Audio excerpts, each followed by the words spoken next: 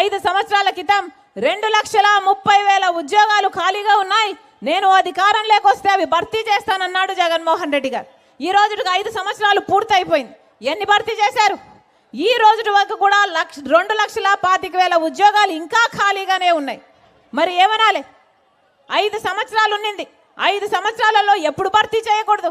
మరి ఏం చేశారన్నా? 5 సంవత్సరాలు వీళ్ళు పని చేసినట్ట? 5 సంవత్సరాలు ఏం చేశారు? గుడ్డి గుర్రాలకు పళ్ళు దోమేరా? గాడిదలు కాసారా? ఏం చేసినట్టు ఆలోచన చేయండి. మెగా డిఎస్సీ ఇస్తానన్నాడు జగన్మోహన్ రెడ్డి గారు. టీచర్ ఉద్యోగాలు 23,000 ఉద్యోగాలు ఖాళీగా ఉంటే ఆ రోజు జగన్మోహన్ రెడ్డి గారు చెప్పిన మాట, చంద్రబాబు సిగ్గులేదా 7,000కే ఎందుకు ఇస్తున్నావు అని తిట్టిపోశాడు. మరి ఇదో జగన్మోహన్ రెడ్డి గారు అదే 23,000 ఉద్యోగాలు ఖాళీగా ఉంటే 6,000తో ఒక దగా డిఎస్సీ 6,000తో నోటిఫికేషన్ ఇచ్చారు. అది కూడా ఇక ఎన్నికలు 2 నెలలు ఉన్నాయన